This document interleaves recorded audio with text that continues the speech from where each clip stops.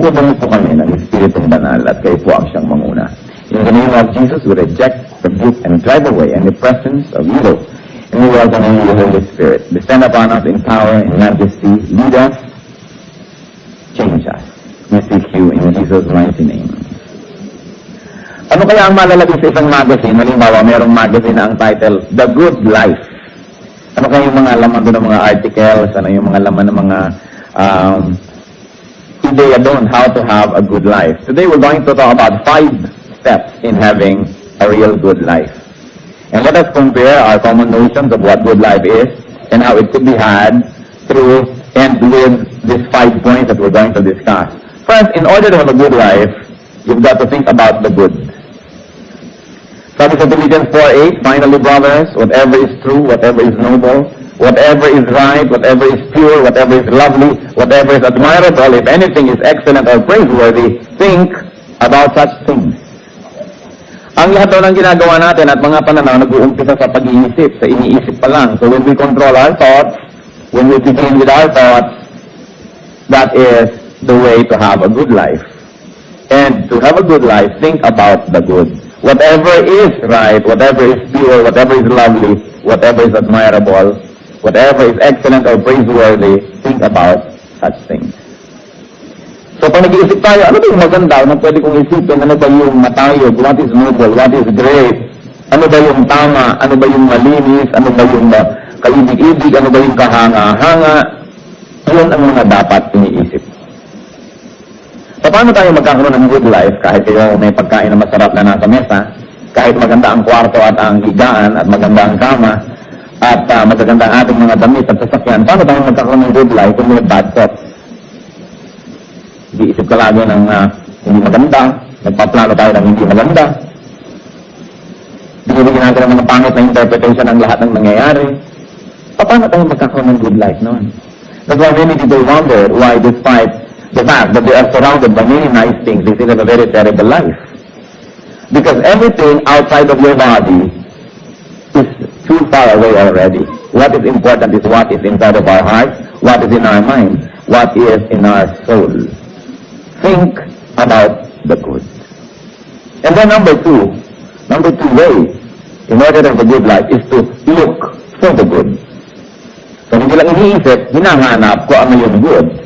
Sabi sa Hebrews 12 verse 2, let us fix our eyes on Jesus, the author and perfecter of our faith, who, for the joy that was set before him, endured the cross, scorning its shame, and sat down at the right hand of the throne of God. So una, para magkaroon ng mabuting namumuhay, ay mag-isip ng mabuti. Pangalawa, maghanap ng mabuti. Sa kapwa natin tao lalo na, hanapin natin kung anong mabuti. Kasi kung hanapin natin kung ano yung hindi maganda, meron doon. Marami nga. Sa bawat event, nagkaroon ka ng isang ganitong trabaho, merong maganda, meron din hindi maganda. Kung minsan, meron tayong mga pangarap na nakamit, merong magandang daladala yun, at meron din yung hindi magandang daladala. Sa tao, merong maganda at merong hindi sa kanyang ugali. Merong maganda at merong hindi sa kanyang aesthetic o sa kanyang anatomy. Pag ang atin pong laging hinanap ay yung pangit, lulungkot tayo dahil ang dami-daming pangit nating makikita. Ang dami-daming kapangitan sa buhay. Halimbawa, naghahanap kayo ng mga orchids na rare, o naghahanap kayo ng perlas, o naghahanap tayo ng magagandang furniture, o naghahanap tayo, nagko-collecta tayo ng magandang ganito at magandang ganon.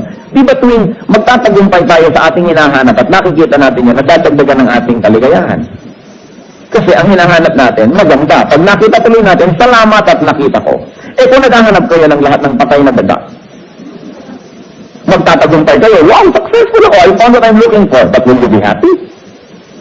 No, I don't think so. Kung naghahanap kayo ng mga lahat ng bulok na bagay, pag nakita nyo yon, edi kasama na kayo ngayong aalingasaw ng hinahanap natin. Pag naghahanap tayo ng lahat ng mga hindi mabuti, makikita natin yon, but will you be happy succeeding in your quest? That's why we should look for the good. Halimbawa, kayo nagseselo sa inyong asawa, o boyfriend, o girlfriend. May mga iniisip kayo sa mga nangyayari. Diba? Bintang man o hindi.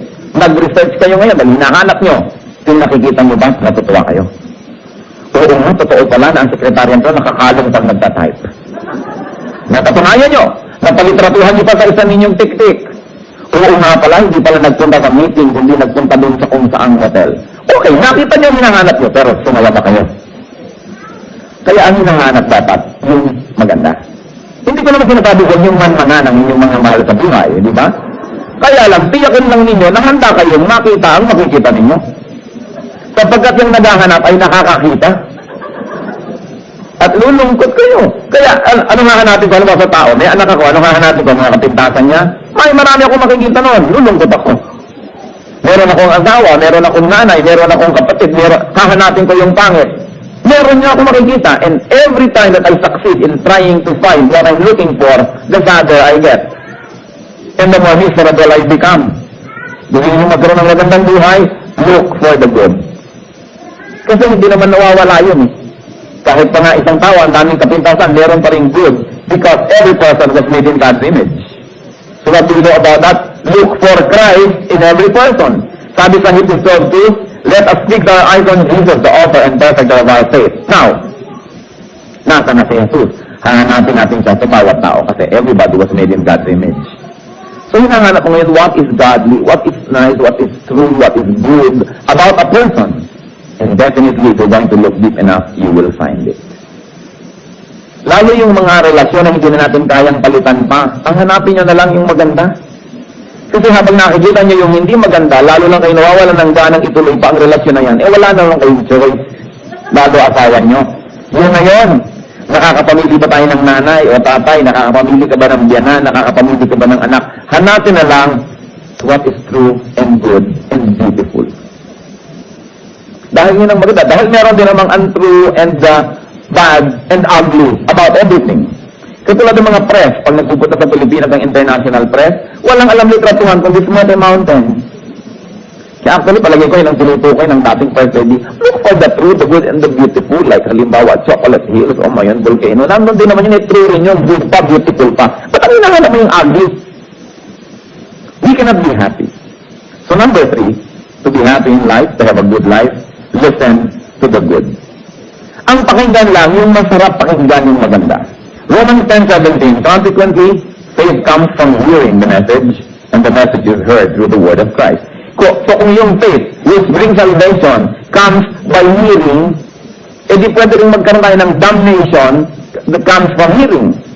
Napakinggan mo, ulto, napakinggan mo, sinungaling, edi napunta ka sa kapahamakan. Di po ba?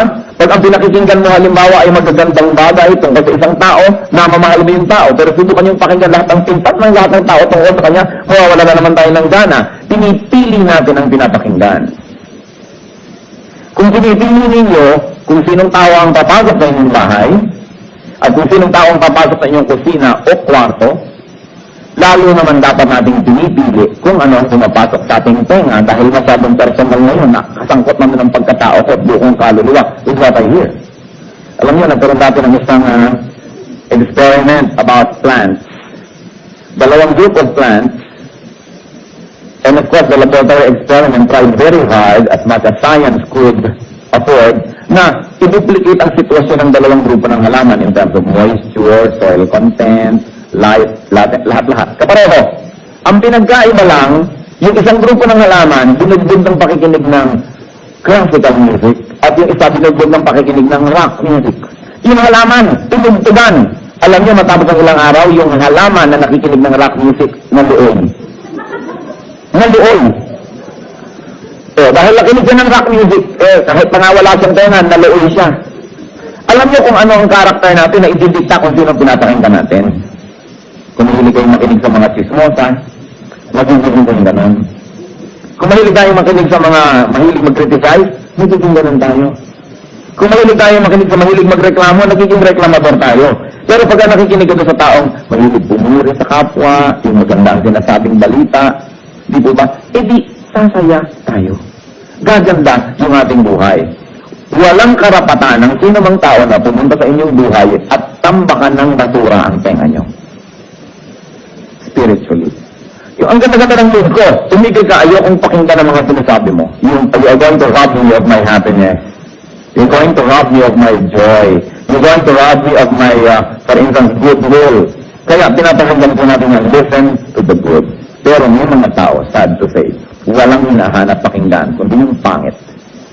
Walang ginagawa kundi hanapin ang nakatago, hukayin ang nakahukay, buksan ang nakasara, at amuyin ang tinatakpan. Kaya anong nangyayari sa kanila? They become rotten. They get rotten. They become miserable. Hindi maganda yung inililihim na ng tao, hinahanap mo pa. I was talking recently with one person who's the sister of a celebrity. May kanya-kanya na silang pamilya. At nagkita kami doon sa bahay ng celebrity na yon. Sabi ko sa kanya, madalas ka ba nagpupunta dito? Sabi ng kapatid, hindi ako nagpupunta dito kung hindi ako pinatatawag ng kapatid ko na celebrity. Dahil malay ko naman kung anong eksena ang aabutan ko sa kanyang bahay. Eh kung abutan ko siyang may kasama, o may kasiping, o may kaganito, o kaganon, bakit naman ako papasok sa kanyang bahay para abutan ko ang mga ganong bagay? Sabi niya, hindi ako nagpupunta rito kung hindi ako pinatusundo. Meron namang mga tao, nakasara na nga yung kwarto, ipipilit magbuksan, at pag tinigil mo, ipapasok yung ulo, titignan ko anong laman ng loob ng kwarto. Naghahanap talaga. Naghahanap ng maririnig, naghahanap ng makikita na ipinagkakait sa kanya, pero pilit niyang kinukuha. Don't you know that it cheapens the person to do that? May mga tao na, heto na nga kayo, nag-aanasan, pagdulong na kayo mag-usap, lalapit pa, saka talagang pilit yung tenga, pang lumalapit mo. Ayaw na nang iparinig sa kanya, inaalam pa. We should practice good manners in this area. Alam mo yung taong walang class. Yung class o walang class, hindi yung mahalang suot o maganda ang damit. Hindi ganon. Yung may paggalang sa sarili. Yung taong may dignidad, kahit ang hirap-hirap niya. Pero alam mo na, hindi nakikinig sa mga ganon. May paggalang sa sarili, ginagalang mo. Mahalaga sa mga Christian, class.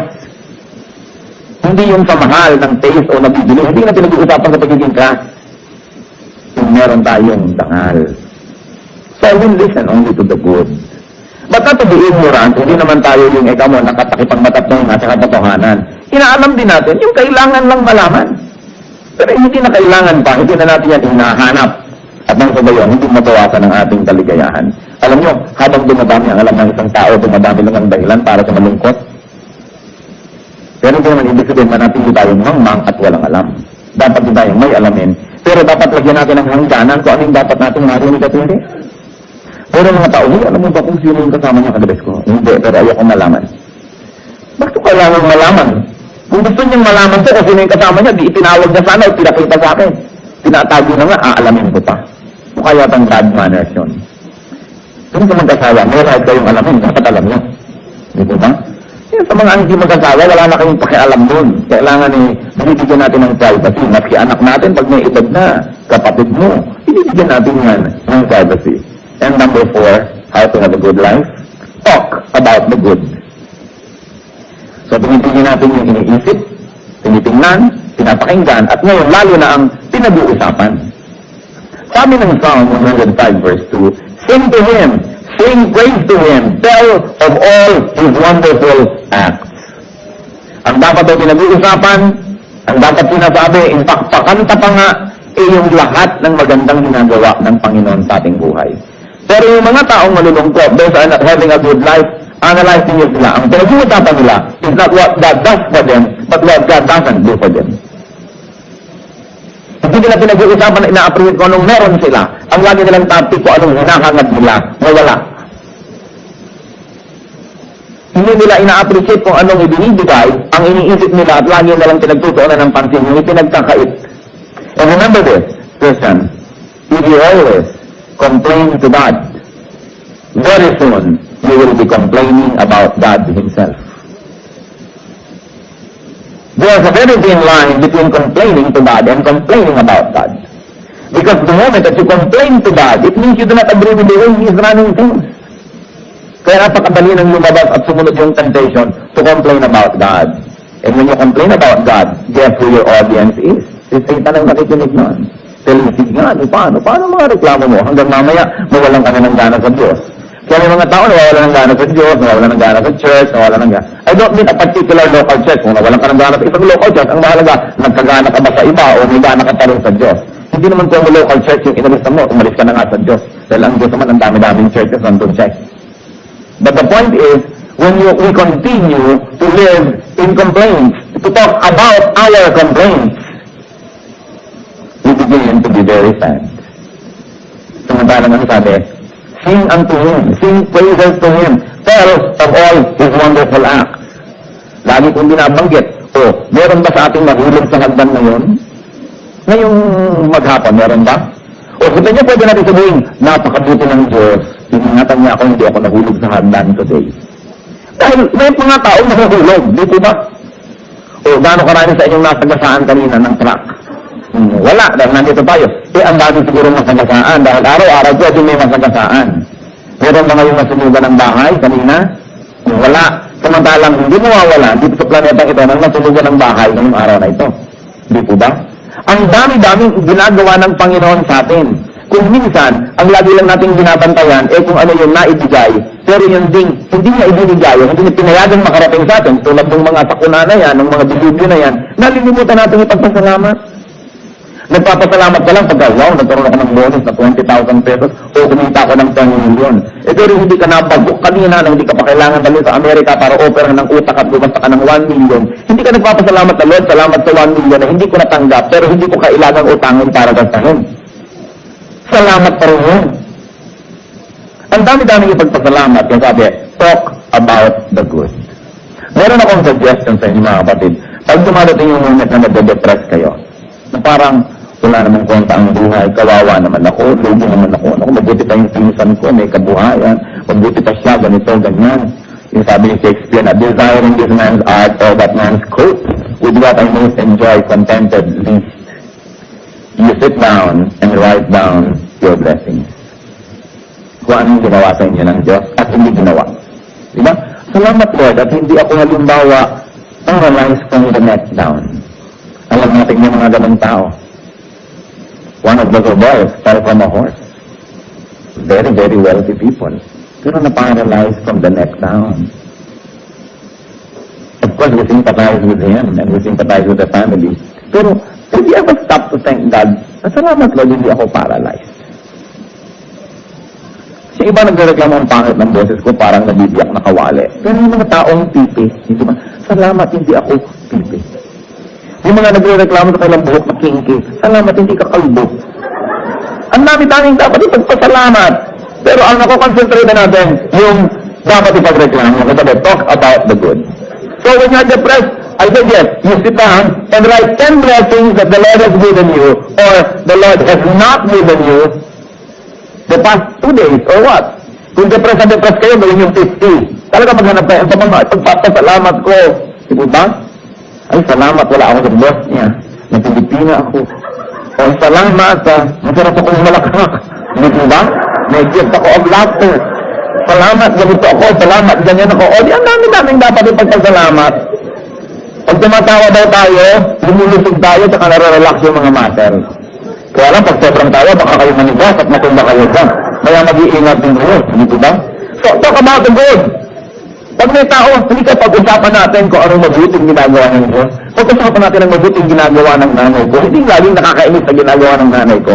Once in a while, you talk, para lang i-ventilate yung feeling dahil baka naman pag laging yung init, yung sumabon ka at manigas. Pero hindi dapat laging gano'n. Boring na yun. Kung minsan pag may kataong, alam mo, pag lumapit sa'yo, may ibubulong agad about somebody, nakakatakot ng kausap. Nakakawala ng joy. So finally, number 5, do you have a good life? Ano na nga tayo? Think of the good. Look for the good. Listen to the good. Talk about the good. And finally, do the good that you could do. Sabi sa Hebrews 13:21, the Lord thou equip you with everything good for doing His will.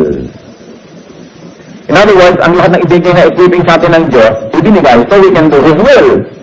Kung binigyan ka ng magandang boses siguro, yun para umawit ka para sa Panginoon, binigyan ka ng talino para siguro magturo, binigyan ka ng mga kayamanan para makatulong ka sa mahihirap, to work ni Lord, binigyan ka ng ganito, ng ganyan, all to do His will. Kasi sabi ng Hebrews 31, God equips you with everything good for doing His will.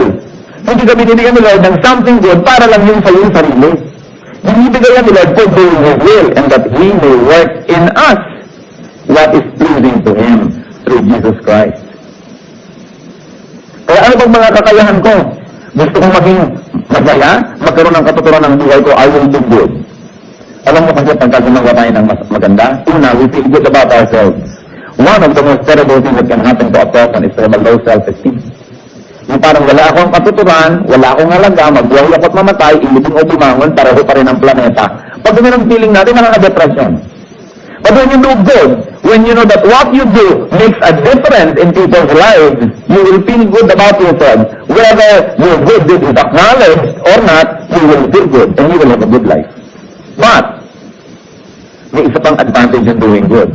When you do good, under general circumstances, people will also acknowledge it and do good in return. Bihirang-bihira, yung ginagawa mo ng mabuti, sinusukulan ka ng masama. At kung mangyari man yun, ang Panginoon naman magsusukli sa iyo ng mabuti, hindi ka pa rin nalugi. It's good to do good. And when we do good, you know what happens when we do good? More people love us. And we need people, especially we need loving people, to have a good life. Yung iba, hindi masarap ang buhay kasi mahal na nila yung sarili nila. Wala na tuloy magmahal sa kanila. Dahil sa kanilang pag-ibig sa sarili, naiinis na yung iba, lagi sa sarili lang nila iniisip, wala nang nagmamahal sa kanila. At ang pinaka-nakakalungkot sa buhay, yung gigising ka sa umaga, sabi mo, good morning myself, hello myself, I love you myself. Kaya ang halaga po, to do good.